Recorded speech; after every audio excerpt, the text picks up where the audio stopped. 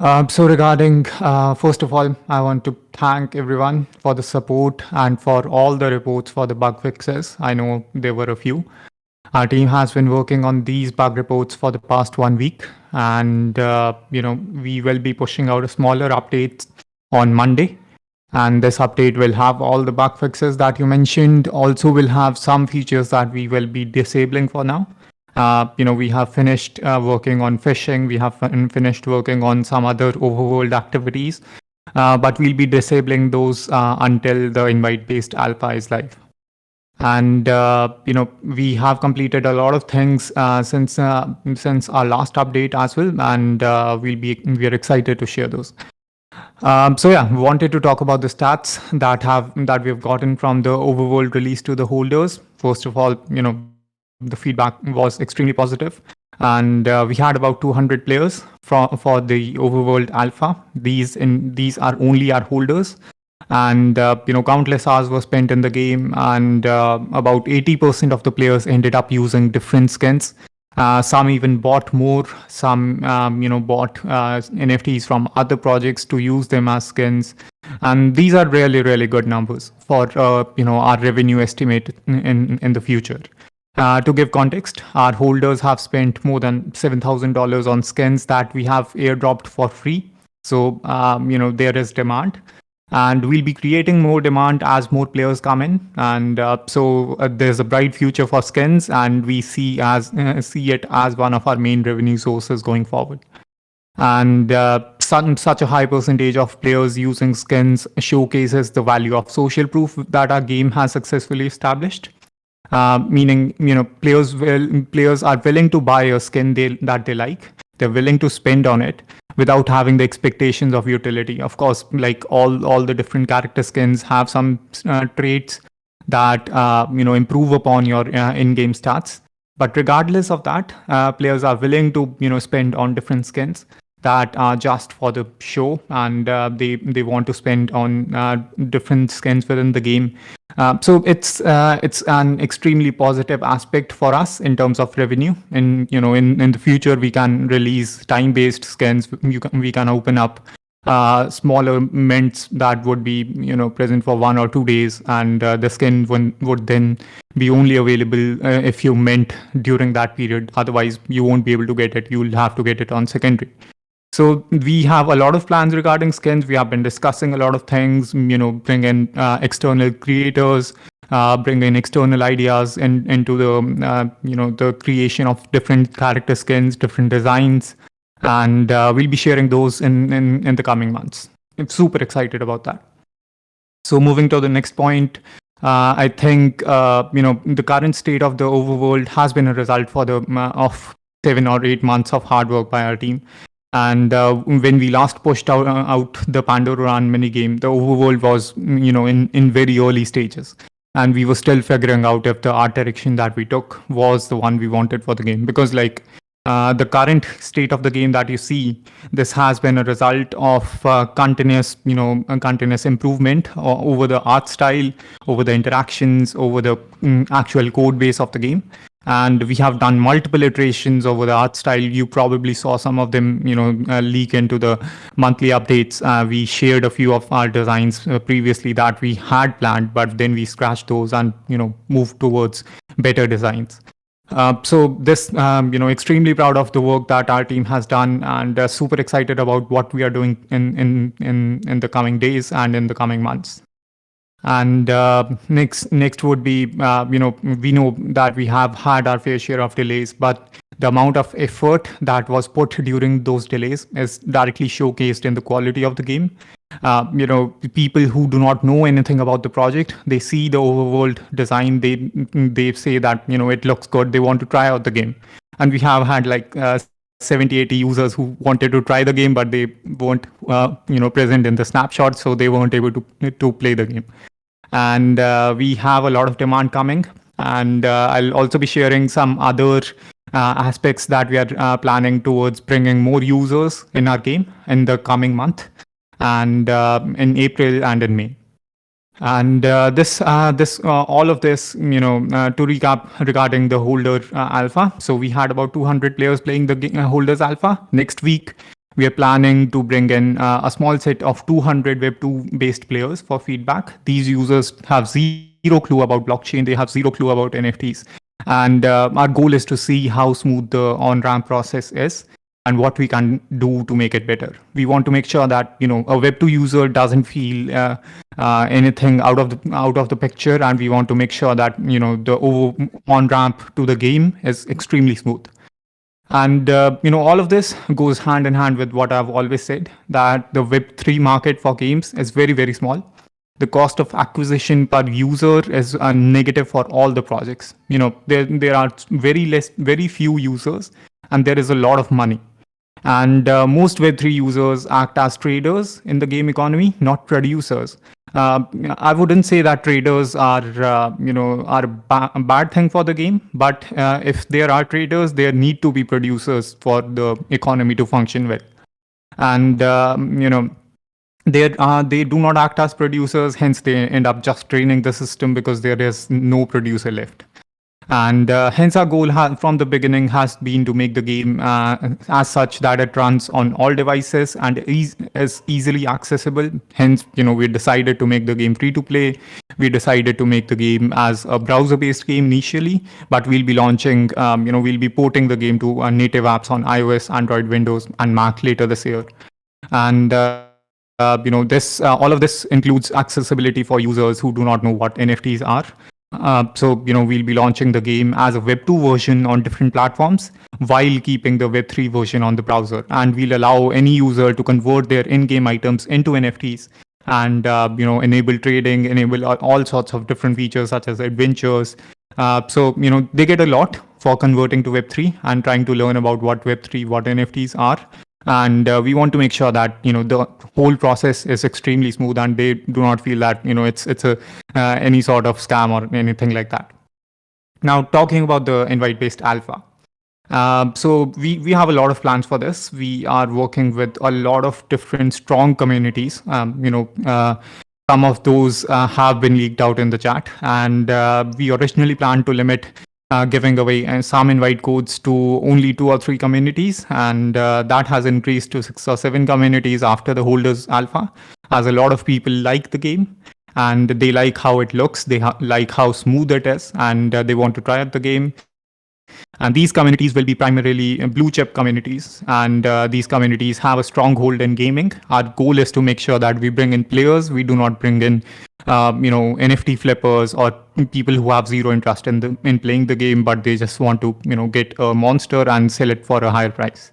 All these communities will also get a character integration depending upon what they're looking for. It can be a single sprite, it can be a trade-based integration. Our goal is to create organic demand instead of a hype train based marketing strategy, which only lasts for a week or two. We could go on that route and bring in a lot of content creators and have a hype for 1 or 2 weeks, but that's not good for the project in the long run. We want to create organic demand. We want to create it in the long run. So any player that is joining now, they also are with us when the full game launches, and they also end up playing the game for a few months at least. And we want long-term players. We do not want players that are just entering the system to suck out the liquidity. And this is a very difficult task. Implementing such a marketing strategy is risky because organic demand has its own own parameters and own cliffs. And we have to implement it in such a way that we are able to boost over those clips when time comes, and we have other things on hand in case this fails. Hence, we chose the invite-based system, and we'll be publishing a full in-depth guide on how it will work. But I'll give out some basics. So each approved user, each user requires an invite, but all holders that are present in the snapshot, they all get 3 invites. Now you can invite three different users. If the user is approved for the game, then you get another invite and you get some points to get another mentless spot. And if the invite is rejected, then you lose out your invite, you lose out on the points. So you have to make sure that you invite users that are a plus point for the game itself and a plus point for the community itself. and there will be some levels to it. So as you invite successfully more users, you get more invites. And once you are able to successfully invite like three users, then you get 3 or 4 more invites, and 6 invites total, so you can invite more users, you have more chances there. So it's like you have to be careful with who you invite, and you have to make sure that that user is a plus point for our community. If they are, then they'll easily get approved for the game, and they can play the game, they can complete quests and all sorts of things. And so yeah, this is regarding what the invite based system is, and this helps us create a closed system for the time being. Helps us make sure that we are able to make sure that our game is safe from Sybil and from multiple accounts. We are safe from bots, and because each and every user goes under manual approval from our team. At the same time, we'll be pushing out weekly quests, so you'll be able to get weekly content updates. We'll be pushing out other smaller functionalities such as fishing, other overworld activities such as the unlock minigame or the fruits minigame, and maybe even new locations, if we have the chance to do so. And supplement to this are the partnerships with blue chips. We are trying to leverage our partnerships that have already been announced. So already announced partnerships include a partnership with Cyberkongs, Kaiju Kings, Godzilla, Llamaverse, all those communities. But we have a lot more blue chips coming into our family, and we'll be announcing those in the future. And all these partnerships, we'll be leveraging them to bring in more users, more eyes on the project, and more users for you to invite.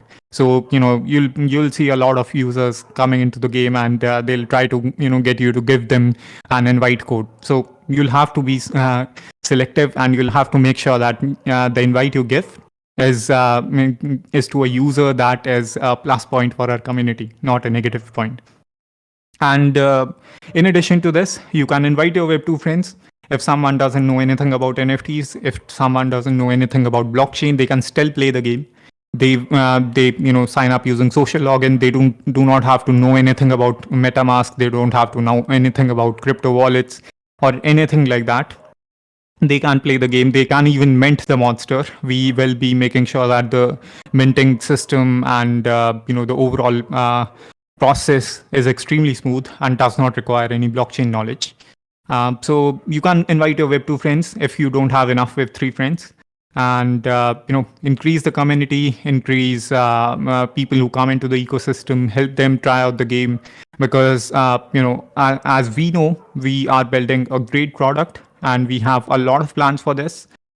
These plans include PvP. These plans include expansion to multiple universes. So you'll be able to see, Atom, our main character, move around in a sand-based world. You will be able to see him move around in an apocalyptic world.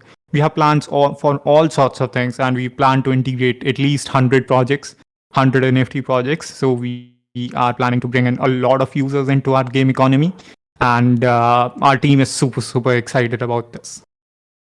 So yeah, this is all about what we have. I'll be publishing a thread on regarding the stats that we got from the holders alpha. A lot of numbers are extremely positive, and we'll also be sharing stats from the Web2 users alpha, because we are bringing in 200 players who have zero knowledge about NFTs, and we want to make sure that we get feedback from them, constructive feedback, in order to improve the game and make sure that our launch goes successful. So I'll be answering the questions now, and there are a few questions. Okay. The first question is from Axion. It's a set of questions. So how many monsters are there for now? If we had to talk about how many monsters that have been designed, so that's around 70 to 80. But this won't be limited to 70, 80. We'll be adding more monsters as new events come in. We'll be introducing more characters.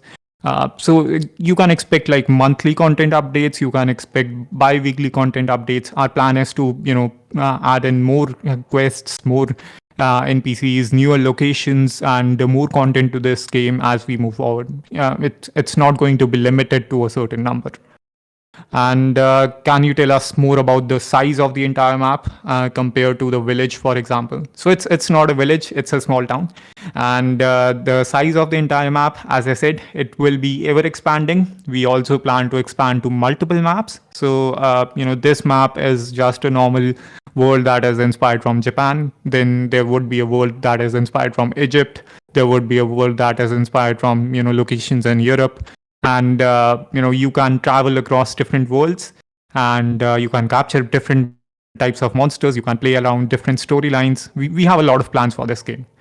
And next question is, will there be more than one town? And I assume this is regarding a single world. So yeah, in a single world, there will be multiple towns, there will be multiple villages, there will be multiple routes, and you'll be able to travel between different routes. We'll have a travel system as well. We are planning to add in a lot of different mechanics to this game, and you'll be super excited to see them working out, because like they look extremely smooth. Even the fishing part looks really good. And regarding quests, so the next question is win quest. So that is being planned for this month. We are trying to make sure that we are ready with the system, end-to-end tested, that the quests work properly.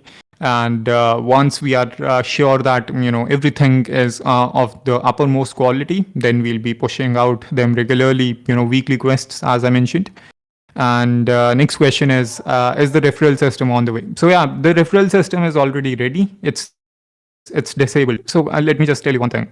The game that you're playing right now, it has at least 15-20 features that are disabled.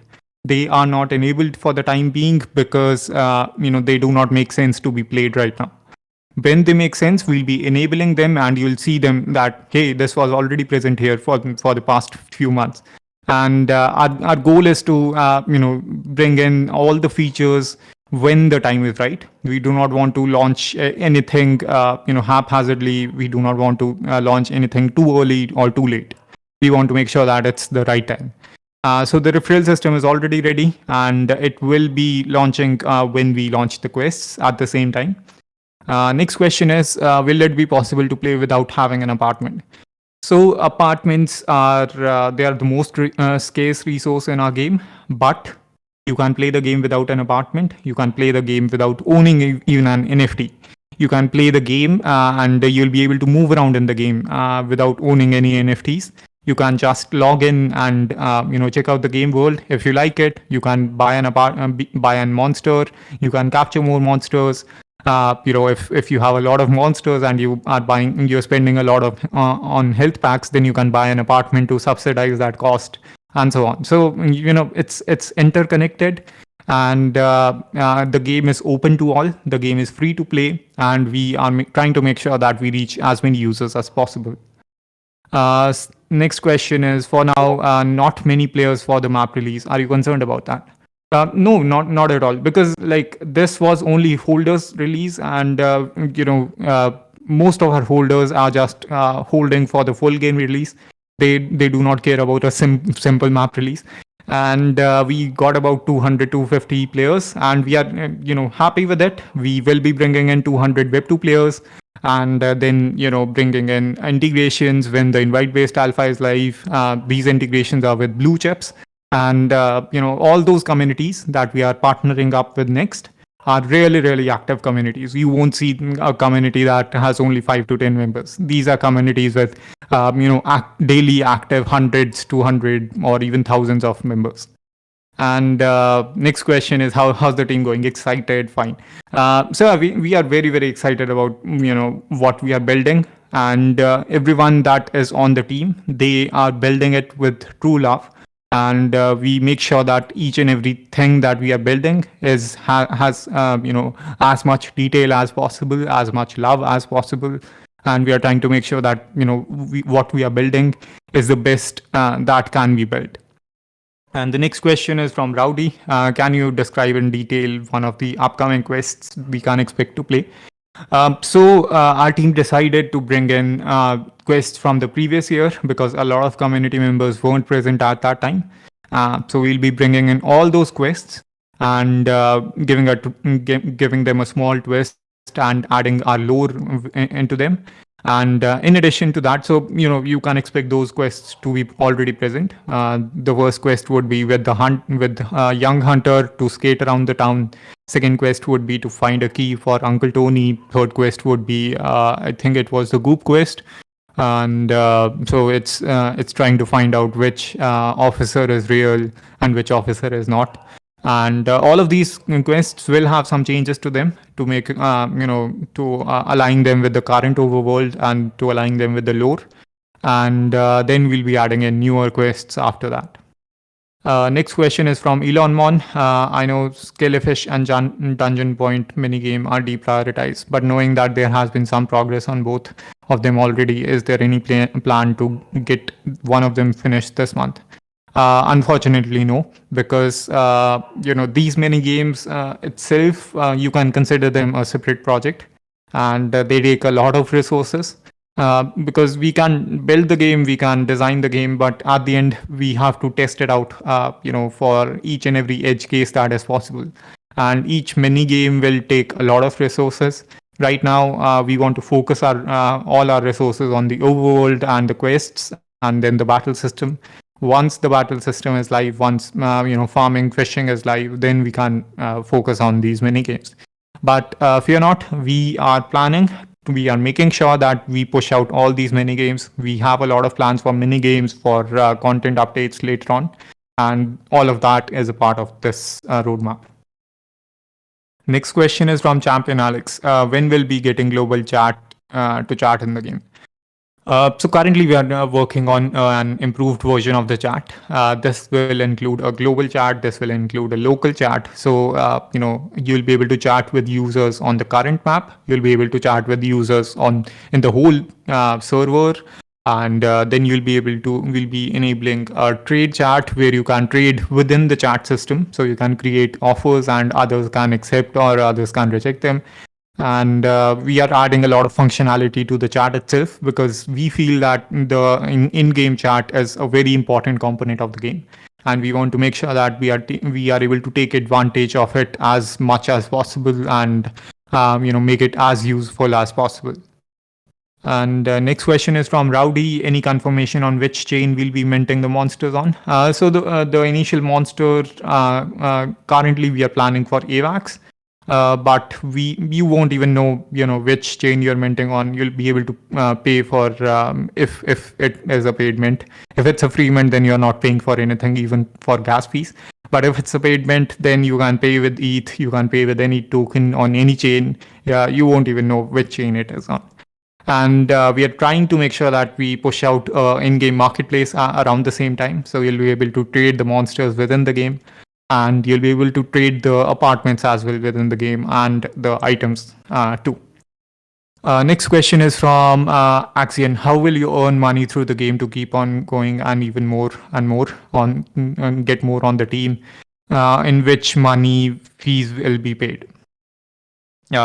It's kind of a mixed question, but so the first question is, how will you earn money through the game? So we have different options here. Or for first talking about the skins. So skins are cosmetic items. They don't have much use case, but skins depend upon social proof, and we have been able to successfully showcase that there is demand for these skins using the holders alpha, and we'll be extending that as as we bring in more users. We'll be adding in regular skins, and these will be paid skins. So you can buy a skin for 1 day, and after that skin won't be available in the in-game store. So this way we'll be making money through skins. Then we have health packs and stamina packs as always. So when you capture a monster, you're indirectly paying for that monster using health packs.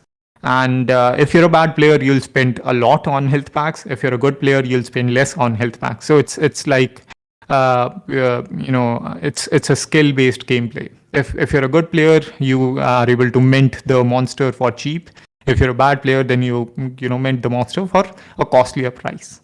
and that's another way we'll be earning. So like we have a lot of revenue sources planned for the game, and we'll have direct revenue coming from the iOS and Android release, and of course, like the game will be free to play, but it will have in-game transactions for those users as well. And any items that they buy on the iOS store, they can convert to NFTs and trade on the marketplace. So this is how we are trying to interconnect these different systems and trying to make sure everyone is able to play regardless of whether they like NFTs or not. And they're able to interact with other players regardless of whether they like NFTs or not. And they're able to battle other players as well, regardless of the point if they like NFTs or not. Our goal is to bring as many players as possible, and we are taking a lot of steps towards that point. Launching on different platforms, adding in social logins, adding support for different chains, and a lot more things after this. And next question is from Major Tomon. Any plans to add further utility for the apartments, such as crafting benefits and so on?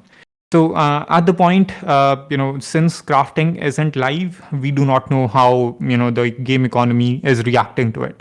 If the reaction is positive, if there is space for it, then of course we'll be happy to add some buffs for crafting if you own an apartment or anything like that. But these kind of things I can only answer after crafting is live, after the battle system is live, and so on. But of course, you always have the renting utility, so you can rent out those staking slots, and other players can pay you some small amount of fee instead of buying health packs regularly. Because see, within the apartment you can stake for 24 hours and you get a full health boost. Instead of that, you'll probably have to buy, a small health pack, a medium health pack, a large health pack. A large health pack usually gets you 100% of the health. But as the monster levels up, the total health increases while the health packs, the amount of health that the health packs are giving stays the same. So it's beneficial for you to stake your monsters in the apartments instead of buying health packs, because you get a lot more cheaper value, and while paying less you get more in terms of health, and you're saving a lot of money there. So a lot of different things are working together in our game economy, and for the apartments, if we need to add further utility, we need to make sure that the other aspects are not affected. We do not want to make anything overpowered, but still we want to give as much back as possible. So yeah, that was all the questions. If you have any other questions after this, please feel free to ask us anything. I'm happy to answer any questions in the chat.